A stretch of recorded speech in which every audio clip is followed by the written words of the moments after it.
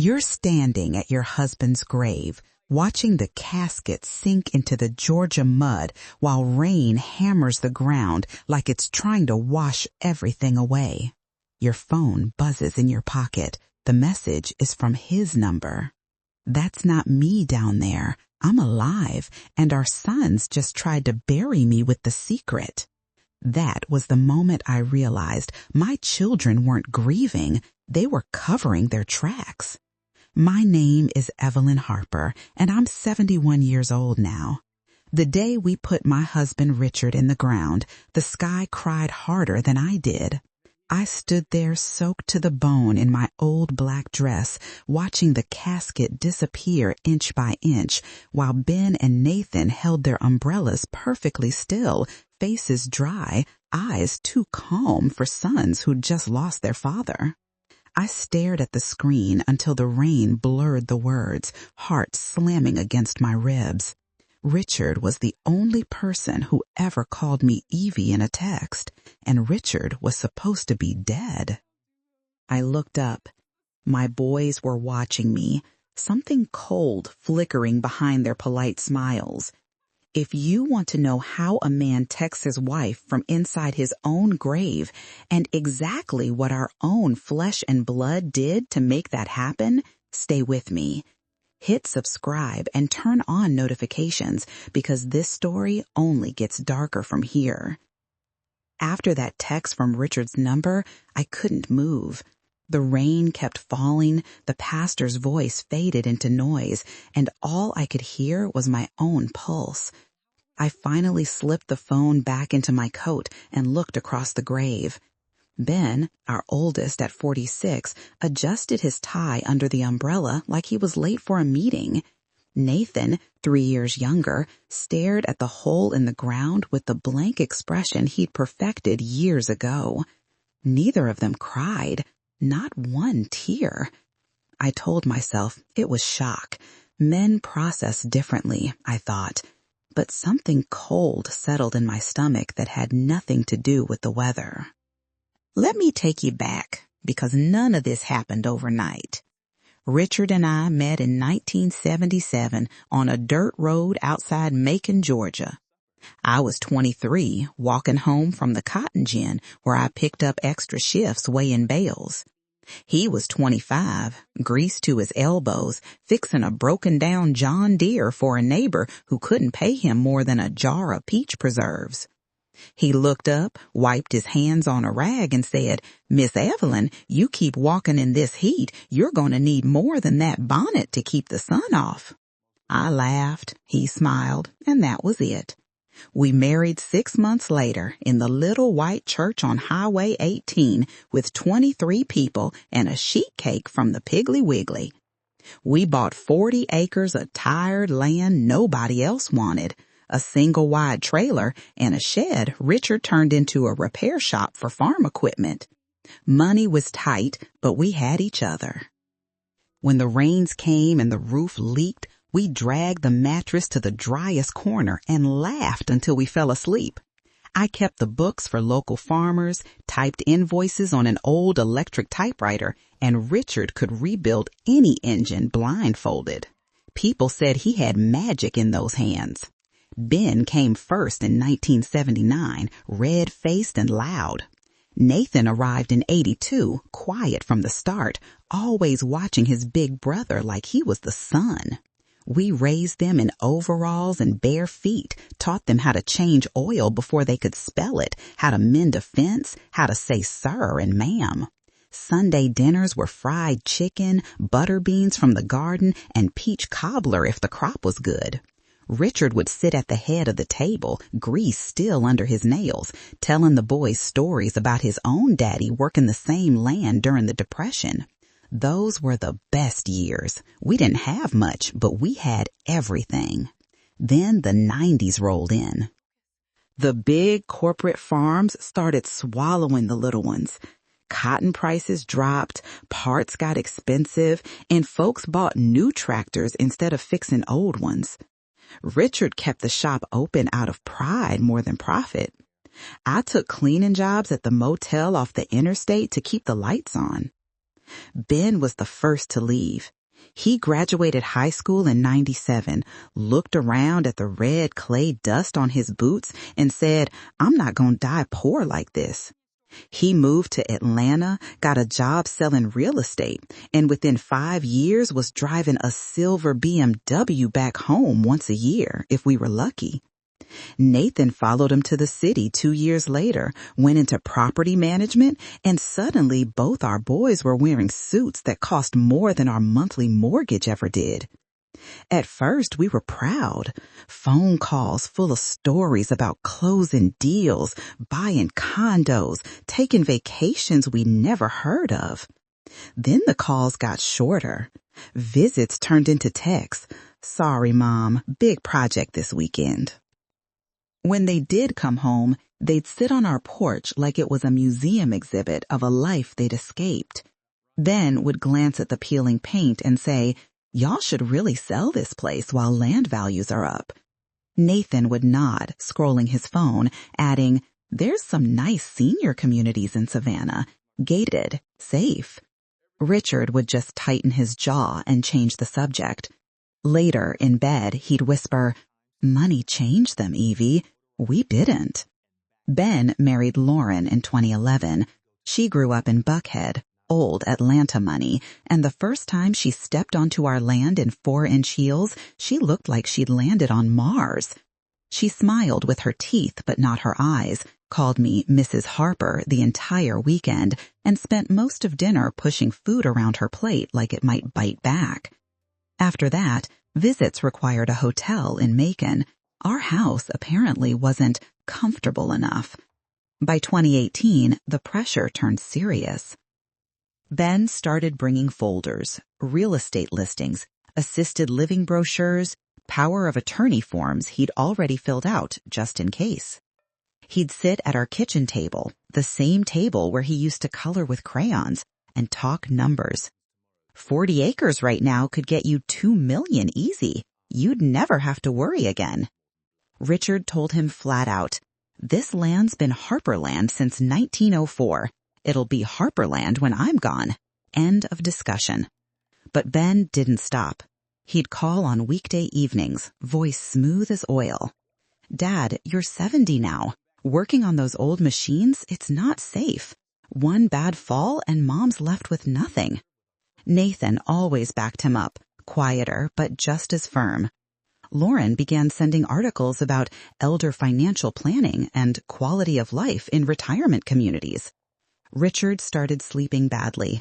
I'd find him on the porch at 3 a.m., staring at the fields like they might disappear by morning. One night he looked at me and said, "They don't want the land, Evie. They want what it's worth, and they want us out of the way to get it." I told him he was imagining things. They were our boys. Blood doesn't turn that cold. I was wrong. 3 weeks before everything fell apart, Ben showed up alone on a Tuesday evening. He pulled his black Escalade right up to the porch like he owned the place already, stepped out in a suit that cost more than our tractor, and carried a thick manila envelope. Richard was in the shop wrestling with a stubborn transmission. I was snapping beans on the steps.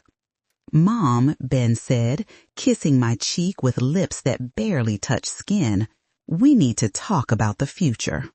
He spread papers across the kitchen table the second he walked in. Updated life insurance policies, a new deed with both boys already listed as joint tenants, a durable power of attorney that gave him full control if Richard or I ever became incapacitated. The insurance had jumped from $25,000 to $250,000 in less than a year. I asked whose idea that was. "Mine," Ben answered without blinking. "Dad's getting older. One accident in that shop and you'd be left with nothing but bills. We're just protecting you." Richard came in wiping his hands on a rag, took one look at the papers, and his face went hard. "Son, I'm 73, not dead. I'll decide what happens to my land and my money." Ben didn't raise his voice. He never does. He just smiled, that tight, patient smile he uses on difficult clients. Dad, the market won't wait. Developers are circling. 2 million now could be half that in 5 years. Think about Mom. Nathan arrived the following weekend with Lauren. She wore white linen like she was on vacation, complained about the gnats, and spent the whole visit photographing wildflowers for her Instagram while the 3 of them tag-teamed us. Lauren pulled me aside in the kitchen, voice dripping honey. "Mrs. Harper, there's this lovely community near Savannah. Golf course, spa, nurses on site. You'd never have to cook or clean again." She said it like she was offering freedom instead of exile. That night, Richard and I lay awake listening to the crickets. He whispered, "They're not asking anymore, Evie. They're telling." The pressure never let up. Phone calls at supper, unannounced visits with realtors who measured the fields while we watched from the porch. One Sunday after church, Ben brought a doctor friend from Atlanta who examined Richard right there in our living room, checked his blood pressure, asked about dizzy spells, then told me privately that men Richard's age often don't recognize their own decline. Richard overheard and threw the blood pressure cuff across the room. Nathan started handling the shop books without asking.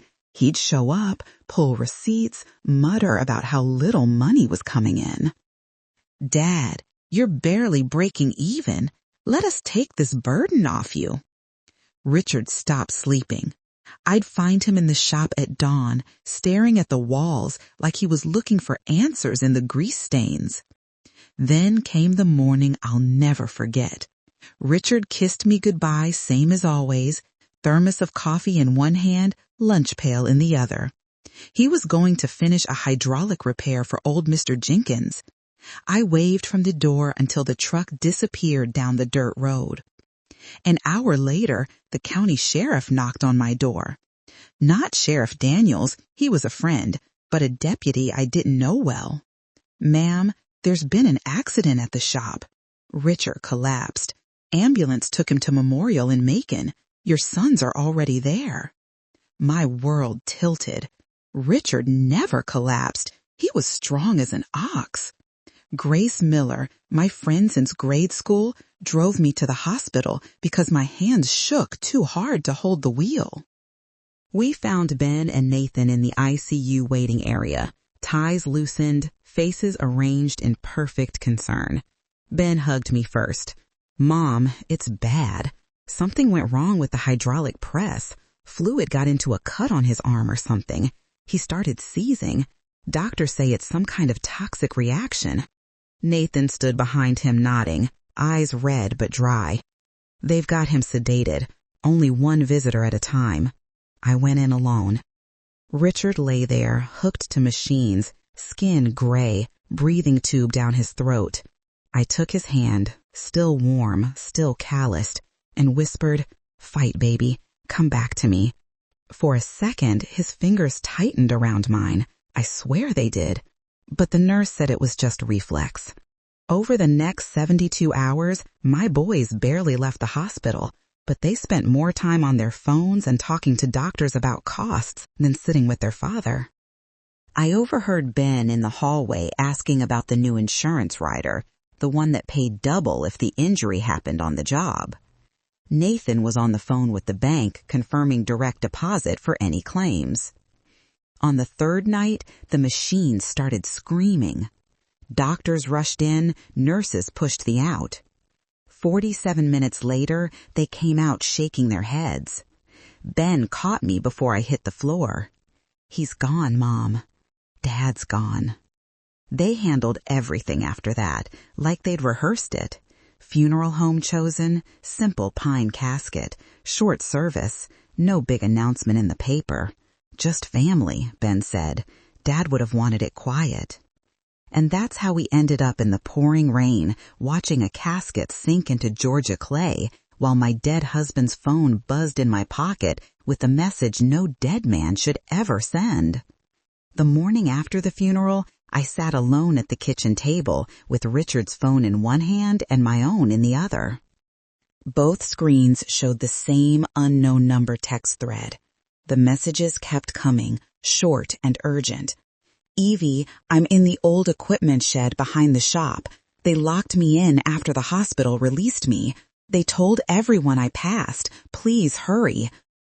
I drove the old Ford pickup through the back fields, mud splashing the doors, heart hammering so hard I thought it might stop. The shed sat half a mile from the house, rusted tin roof sagging, the place Richard stored broken-down tractors and spare parts. The padlock was new, shiny brass, not our old weathered one. I grabbed the bolt cutters from the toolbox and snapped it open. Richard was inside, slumped against a stack of tires, wrists rubbed raw from rope, face bruised and swollen. He was alive, but barely. "Evie," he rasped when he saw me, voice cracked from no water. "They drugged me, made it look like I was gone, wanted the insurance and the land."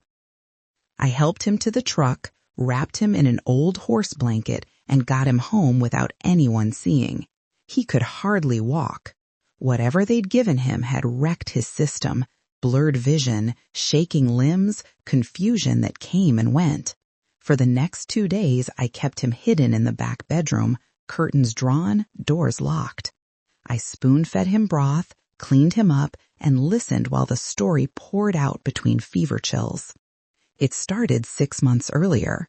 Ben had taken over paying the farm insurance to help out. He switched policies without telling us, raised the coverage sky high, added riders for accidental death and critical illness. Richard only found out when the new bills came. Then the withdrawals started, 5,000 here, 8,000 there, from the joint account we'd had since 1978. Richard confronted Ben. Ben said it was for shop upgrades and legal fees to protect the estate. Richard didn't buy it. 2 weeks before the accident, Nathan brought over a thermos of coffee while Richard was working late. "Special blend, Dad. Good for your heart." Richard drank half, felt dizzy within the hour, vision tunneling. He managed to call Grace Miller from the shop phone. She's a retired nurse, told her something was wrong. Grace got there first, found him on the floor, called the ambulance herself. At the hospital, the boys arrived before I did, flashing new medical power of attorney papers they claimed Richard had signed months earlier. They told the doctors to keep the real toxicology quiet. Mom can't handle the details right now. The substance caused organ shutdown slow enough to look natural. They planned to wait until Richard was declared brain dead, pull the plug, collect fast. But Grace argued with the doctors, demanded a second opinion. The levels dropped just enough overnight for minimal brain activity to return. Instead of letting him wake up and talk, Ben and Nathan convinced a duty doctor to discharge him to private care for the night, paid cash under the table. They brought him home drugged senseless, staged the death certificate with a different doctor they'd lined up, and held the funeral 48 hours later.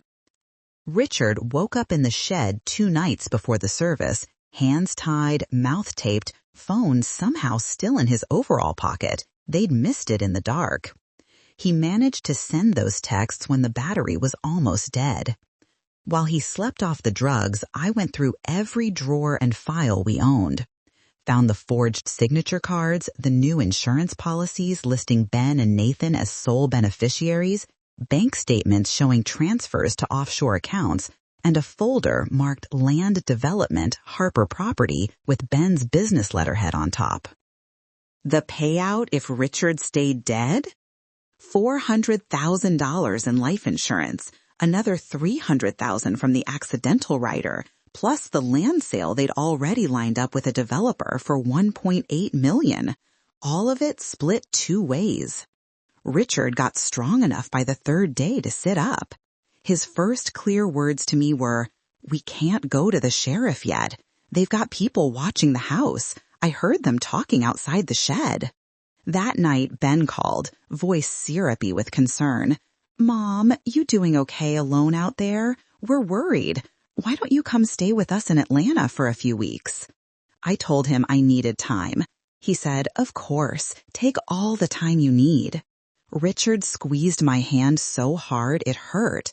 "They're coming for you next, Evie. Once I'm officially buried and the claims clear, you're the only thing standing between them and everything."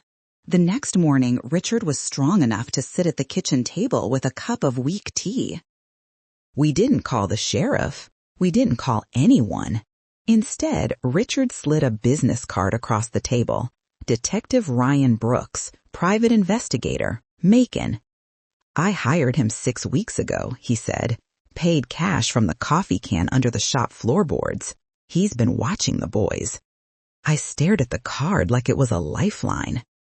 Ryan Brooks arrived before noon, parking his plain gray sedan down the dirt road and walking the rest of the way so no one would notice another vehicle. Mid-50s, quiet voice, eyes that didn't miss much. He shook Richard's hand like they were old friends, then sat and opened a leather folder thick with photographs and printouts. "Mr. Harper knew something was wrong when the insurance spiked," Ryan started. "I've been tailing Ben and Nathan ever since. You're not going to like what I found." He laid out the pictures one by one. Ben at an industrial supply store in Atlanta, buying a gallon container, label blacked out, paid cash. Nathan on the phone in a parking lot, gesturing hard, mouth twisted in anger. Both of them meeting a man in a cheap suit outside the county clerk's office, later identified as a forger who specialized in medical powers of attorney. Then the audio. Ryan placed a small recorder on the table and pressed play. Ben's voice low and furious. Once the old man's declared gone, the double indemnity kicks in. $400,000 each, plus the land sale. We just have to keep Mom from asking questions until the check's clear. Nathan, "And if she starts digging?" "We do what we talked about. Same thing, slower dose. Grief-stricken widow takes too many pills. Nobody looks twice." I felt the room spin. Richard reached for my hand under the table and held on tight. Ryan wasn't finished. Bank records showed Ben's real estate company was underwater, 7 figures in debt from bad flips in Florida. Nathan had lost another $500,000 on crypto and sports betting. Creditors were calling daily. The Harper land was their parachute. The final photograph made my blood freeze. Lauren at a jewelry store in Buckhead trying on a diamond necklace that cost more than our farm made in 10 years, smiling at the clerk while Ben stood behind her nodding approval. Ryan closed the folder. "I've got everything time-stamped, notarized, and backed up off-site. We go to the state police, not local, too many friends of friends. But we have to move fast. They're planning to come for you tomorrow, Mrs. Harper. Claim you're not coping, get a court order for guardianship, move you to a facility up in Marietta where one of their investors sits on the board." Richard looked 10 years older than he had an hour earlier, but his voice was steel. "How long do we have?" 24 hours, maybe less. That afternoon, Ryan drove Richard to a clinic 2 counties over for blood tests, proof the substance was still in his system. I stayed behind, went through every room like a ghost, boxing up anything the boys could use against us. Old medical records, my prescription bottles, anything that could be twisted to prove I was unstable. At dusk, Ben called again. This time his tone was different, clipped, impatient.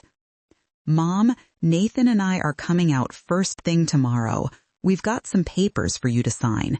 It'll make everything easier." I made my voice shake on purpose. "Papers? Ben, I'm so tired." "Exactly," he said, almost gentle. "We're going to take care of everything. Just rest. We'll be there by 9. I hung up and looked at Ryan across the table. He nodded once. "It's time." We spent the night preparing. Ryan set up small cameras in the living room and kitchen, tiny things that streamed to his laptop in the barn. Richard cleaned his old shotgun, not to use, but to remind himself what was at stake. I baked a peach cobbler like it was any other night, hands steady now that the fear had somewhere to go. At 3 a.m., Ryan got a hit on one of his alerts. Ben's Escalade pinged a tow reader outside Macon, heading our way early. They weren't waiting until morning. Richard looked at me across the dim kitchen, eyes fierce in the lamplight. "Whatever happens tomorrow, Evie, you remember one thing. Those boys stopped being ours the day they decided money mattered more than blood." I nodded, throat too tight for words. By sunrise, the house was quiet again, coffee perking, cobbler cooling on the counter, cameras rolling. Everything looked normal. Everything was ready. 8:30 the next morning, the black Escalade and Nathan's white Range Rover rolled up the driveway together, kicking red dust into the air. Ben stepped out first, suit jacket over his arm, carrying a bakery box like this was Sunday brunch. Nathan followed with a thick folder and a tight smile. Lauren stayed in the car, scrolling her phone. I opened the door before they could knock, coffee pot already perking on the stove, peach cobbler warm on the counter. The hidden cameras caught every angle. "Morning, Mom," Ben said, hugging me a little too long. "We brought your favorite, cheese Danish, from that place in Atlanta." Nathan set the folder on the table. "We won't take much of your time, just some signatures to make everything official." They said where the cameras could see them best. Ben poured coffee for all three of us, sliding my cup across first. I let my hand tremble when I picked it up. The folder opened like a trap. First document, emergency guardianship petition, already stamped by the county clerk, claiming I was exhibiting signs of severe grief-induced cognitive decline. Attached were statements from 2 doctors I'd never met, dated yesterday. Second, transfer of property deed, putting the farm in a trust with Ben and Nathan as sole trustees for my protection. Third, a new medical power of attorney giving them full control over my care. Ben leaned forward, voice soft. "Mom, you've been through so much. We just want to lift the burden. Sign these and you can rest. We've got a room reserved for you at Willow Ridge, private suite, garden view. You'll be safe there." Nathan added, quieter, "It's what Dad would have wanted." I stared at the pen he placed in front of me. My fingers closed around it. Then I looked up and smiled, small, tired, broken. "You're right," I whispered. "I can't do this alone anymore." Ben's shoulders relaxed. Nathan exhaled like he'd been holding his breath for days. I signed the first page slowly, deliberately, then the second. Ben reached for the third. That's when the front door opened again, this time without a knock. Detective Ryan Brooks stepped in first, badge visible, state troopers right behind him. Richard walked in last, pale but upright, eyes locked on his son's. The room froze. Ben's face went white as the papers in his hand. Nathan stood so fast his chair crashed backward. Richard spoke first, voice rough from disuse but steady. "Looking for a dead man, boys?" Lauren screamed from the porch. She'd seen the troopers through the window and tried to drive away. They had her cuffed before she reached the car. Ben tried to run for the back door. A trooper caught him by the collar and slammed him against the fridge. Nathan just sank into his chair, staring at his father like he was seeing a ghost. Ryan read them their rights while the cameras kept rolling. Every word, every panicked denial, every plea recorded in perfect clarity. They found the remaining substance in Ben's trunk, hidden inside a protein powder container. Lauren's phone had texts from the night before. "Once Mom's in Willow Ridge, we list the land Monday, 7 figures each. Finally." By noon, the farm was crawling with investigators. The shed where they'd kept Richard was photographed, fingerprinted, processed. The clinic blood work came back, confirming the same slow-acting compound in Richard's system that would have finished the job if Grace hadn't intervened. Ben lawyered up immediately, some high-priced firm from Atlanta. Nathan wouldn't speak at all, just kept muttering it was supposed to be clean. That evening, Richard and I sat on the porch swing where we'd sat 1,000 times before. The sun set red over the cotton fields, same as always. He took my hand. "They're gone, Evie. Whatever pieces of our boys were still in there, they're gone." I nodded, tears finally coming, now that it was safe to cry. The arrests made the local news by 6 o'clock. Prominent Atlanta brothers charged in elaborate fraud and attempted insurance scheme against parents. No mention yet of the attempted harm charges. They were still building the case. But we knew it was only the beginning.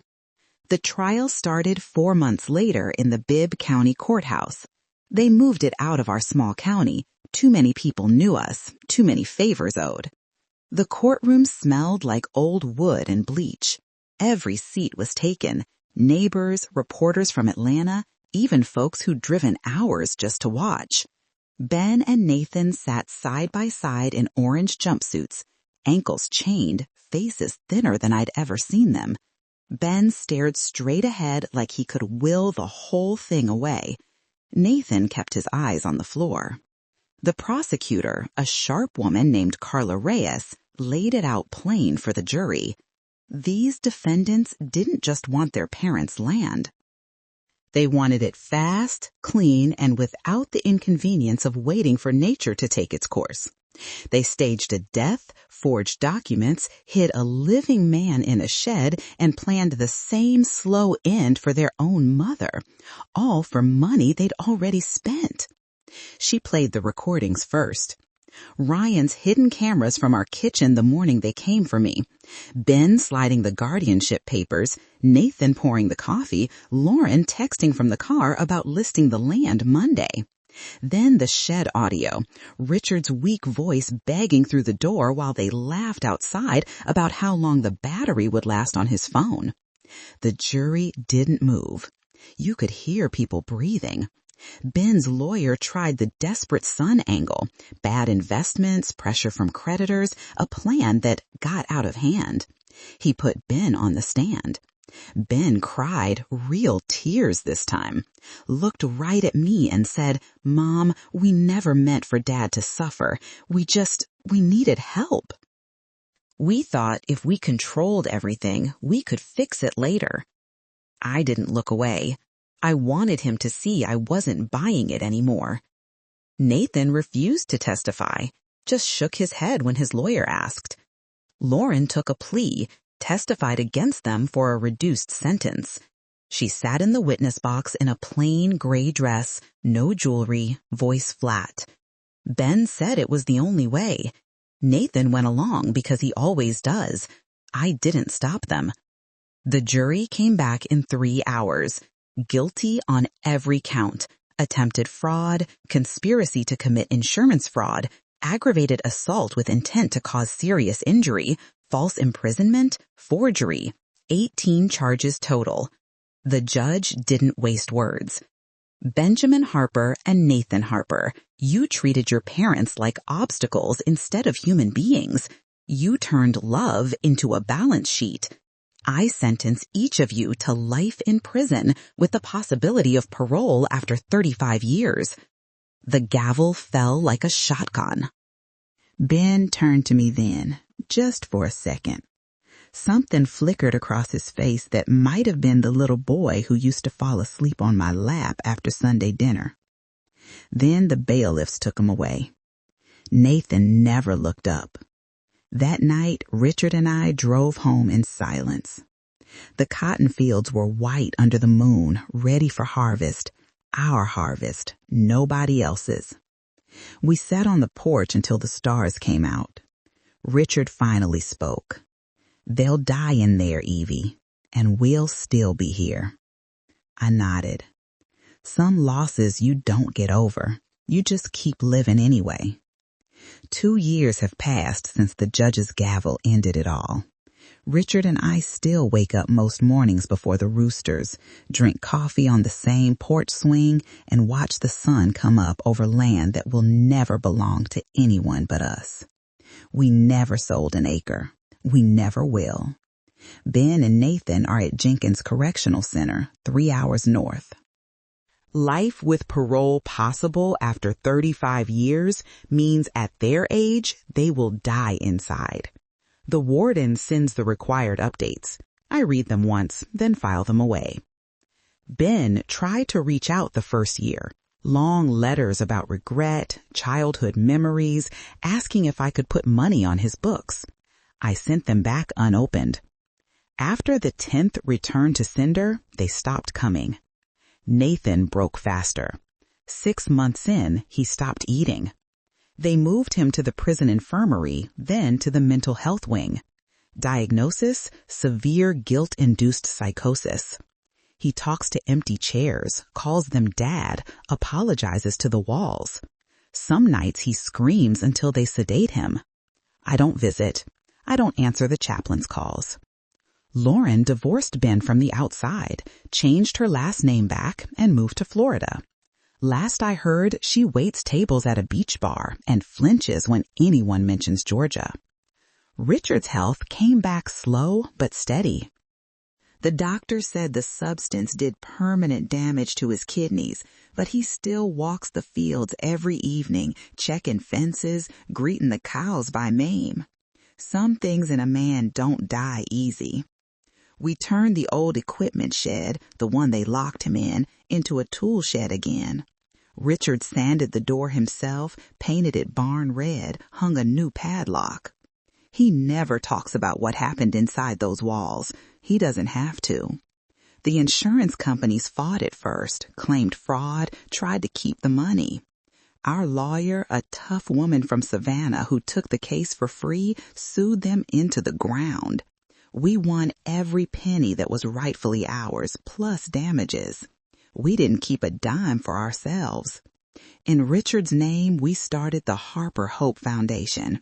It helps older folks facing financial abuse from their own families, emergency lawyers, safe houses, counselors who understand what it feels like when the people who are supposed to love you most turn into strangers.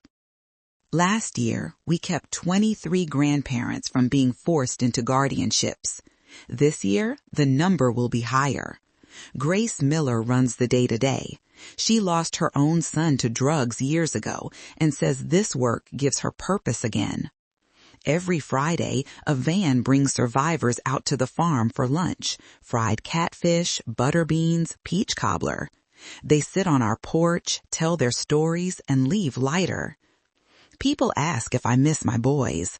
I miss the children they were, the ones with dirty knees and gap-toothed grins who rode on Richard's shoulders through the cotton rows. Those children are gone.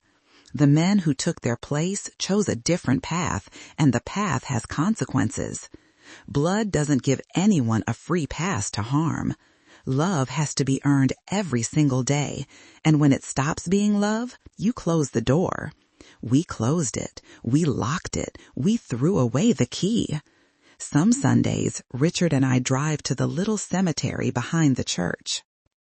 We don't have a grave to visit. Richard insisted on that. Instead, we laid a stone bench under the big oak with a simple plaque.